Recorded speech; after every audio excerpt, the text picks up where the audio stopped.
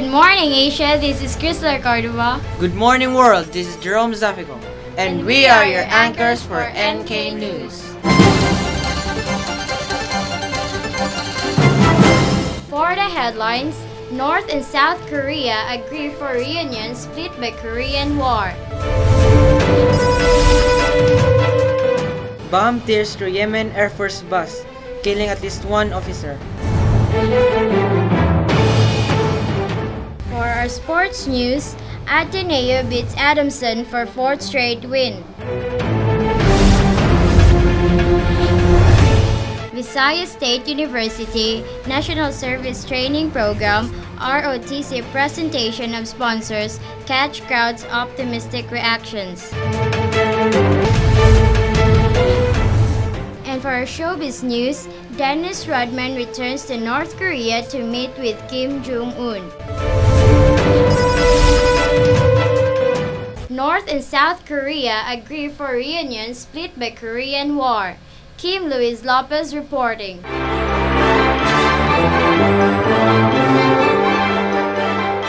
North and South Korea have agreed reunions of families separated by the Korean War in 1950 to 1953. The first such meetings in 3 years and the latest conciliatory gesture from the North after a spring that saw it threaten Seoul and Washington with missile strikes and nuclear war. Delegations from both sides of the most heavily defended border in the world met at the neutral village of Panmunjom on Friday morning and agreed to bring the families together during the Chuseok national holiday on September 19. 100 people from each country will be allowed to meet family at North Korea's Diamond Mountain Resort, South Korea's unification ministry, which is responsible for relations with the North. There is relief in South Korea that people who have heard little or nothing about their loved ones will at last meet, and that the North threats and warlike rhetoric have died down, but there is also wariness and deep mistrust. The Korean War separated millions of families, and huge numbers of refugees moved both north and south. Most do not even know whether their relatives are still alive because the two countries bar citizens from exchanging letters, making phone calls, or sending emails. South Koreans who want to meet relatives must apply for a permit, and applicants are then chosen by lottery. Past reunions brought together weeping family members desperate for details and news. They were separated again a few days later. No Korean has received a second chance to meet their relatives, according to South Korean Red Cross officials. As North Korea has toned down its animosity in recent weeks, the rival Koreas have also pushed closer to opening a jointly run factory park in the north that Pyongyang pulled out of in April as part of its response to UN sanctions over its February nuclear test and to annual military drills by Seoul and Washington. North Korea has proposed another set of talks focusing on lucrative jointly run tours to Diamond Mountain. A deal to reopen the zone was reached after 6 rounds of talks ended unsuccessfully. Back to the studio.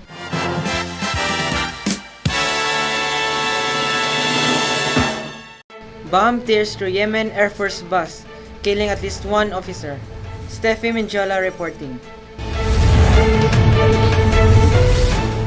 A bomb tore through the side of a bus carrying Yemeni Air Force personnel to their base in the capital Sana'a on Sunday, killing at least one officer and wounding several others, state media reported. 6 people died when the device, planted on the vehicle, exploded and blew passengers' bodies into the street, but that higher toll could not be immediately confirmed. Separately, Yemeni police said they foiled a plot to carry out a suicide bombing inside the U.S. Language Institute in Sana'a. An institute spokesman denied the report, saying a small incident involving the arrest of a motorcyclist trying to travel on a closed road that had been blown out of proportion. The impoverished country, situated next to the world's top oil exporter, Saudi Arabia, is battling a number of armed groups, including Al-Qaeda fighters, who Washington said this month could be planning attacks. Yemeni security personnel have been targeted by Islamist militants, although most of the attacks had been taken place in the largely lawless south and east of the Arabian Peninsula state. Air Force officer Amin Sari, who was among the first to reach the scene, earlier said the blast killed at least 6 people and wounded 26. There was no immediate claim of responsibility. Later on Sunday, a Yemeni police spokesman and a counterterrorism official said security forces had detained a suspected Al-Qaeda militant trying to infiltrate the Yemen American Language Institute on a motorcycle. The police spokesman said the man was found to be carrying an explosives belt and was detained when he tried to enter the compound posing as a student seeking to register for English courses. Another official said the man had been referred to the counterterrorism department for further questioning. A Yali spokesman said the report was untrue. He said that a Yemeni motorcyclist was detained when he tried to pass on a road close to traffic for security reasons near the institute and refused to heed demands to turn back. The United States and other Western powers shut their diplomatic missions across the Middle East, Africa, and Asia after Washington said it had information about unspecified terrorist threats. Most legations have since reopened.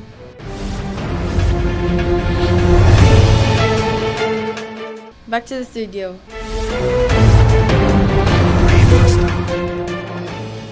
Up next, Ateneo clamps down on Adamson in their second round encounter. Stay connected here in NK News. Cocorio Summer Cake Foundation. Moisturizer, foundation, and powder. All 3 in one. It works like magic. It is a very popular foundation here in North Korea. It is widely used by makeup artists during pageants and special events because of its lasting power and flawless coverage. Amber rose, olive rose, sunset tan, summer tan, orange blush, puggy pink, rosette, jade. How to use it? It is written at the back of the box. No smudge, easy to wear and easy to remove, just wet, sponge and apply. Flawless. As a freelance model and as a newscaster, this is my secret, Cocorio Summer Cake.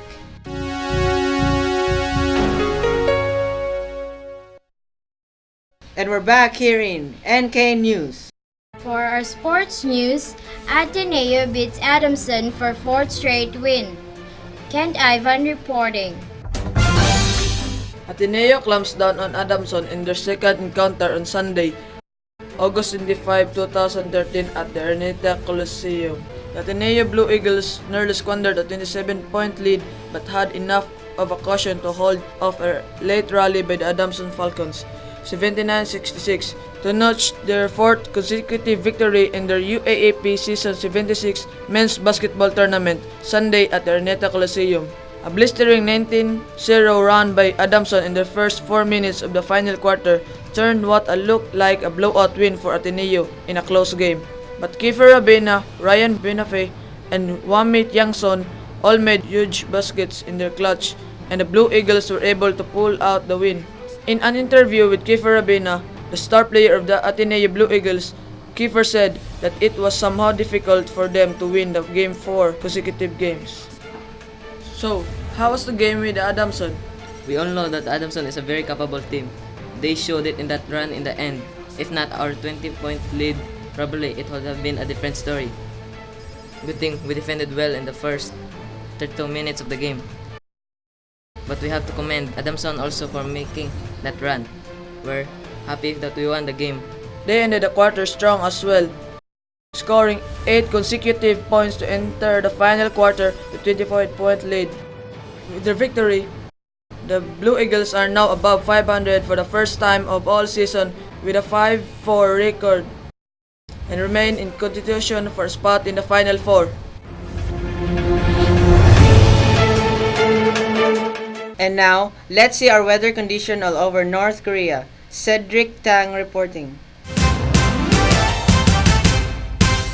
Good morning, North Korea. Our weather condition as of 7:30 a.m. today, we are experiencing a bright and good weather condition. Bring your water to rehydrate you. Thank you. Back to the studio. When we come back, Visayas State University National Service Training Program ROTC presentation of sponsors catch crowds' optimistic reactions. And Dennis Rodman returns to North Korea to meet Kim Jong-un. Stay connected here in NK News.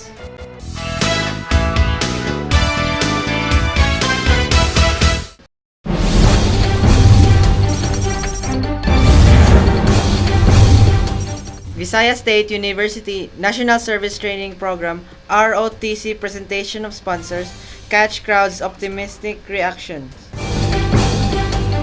The Visayas State University National Service Training Program ROTC ended their presentation of sponsors and ended their seminars and training regarding ROTC last September 22, 2013, Saturday at the VSU Lower Campus. All the faces of the participants and the trainees of the ROTC bestowed and shows their big smiles as they ended their training all about ROTC on that day. And for our showbiz news, Dennis Rodman returns to North Korea to meet with Kim Jong-un. Kim Louise Lopez reporting.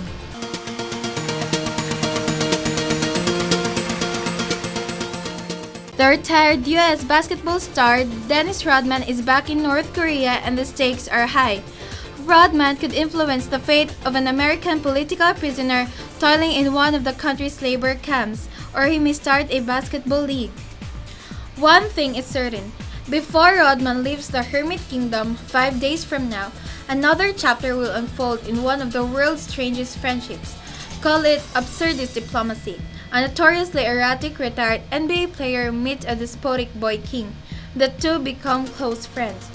On Tuesday, the 52-year-old former Chicago Bulls star said that he would not seek to negotiate the release of Kenneth Bay, a U.S. citizen currently serving a 15-year forced labor term in North Korea for committing hostile acts to bring down its government. Bay is reportedly suffering severe medical problems in detention. Under the country's constitution, Kim has the power to pardon him.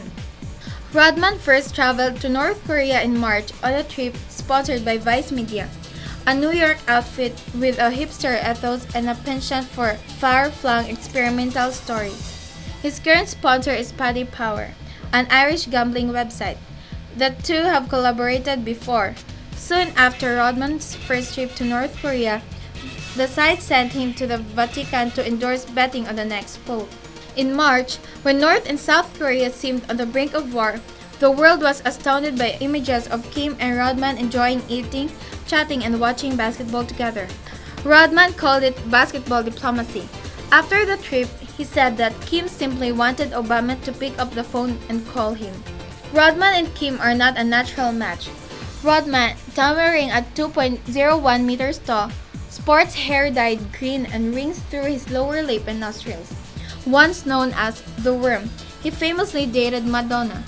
Kim, 30, although a longtime basketball fan, has threatened to turn Washington into a sea of fire and keeps more than 100,000 people in forced labor camps, where torture and executions are common. And yet to Rodman, he's an awesome guy.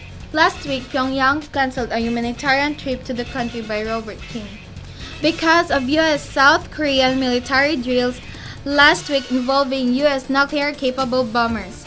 Back to the studio. And that ends our news for today. As we meet for another news for tomorrow, may God bless us all. Have a blessed day. Stay connected only here on the best newscasting company in the whole North Korea. No other than North Korean News.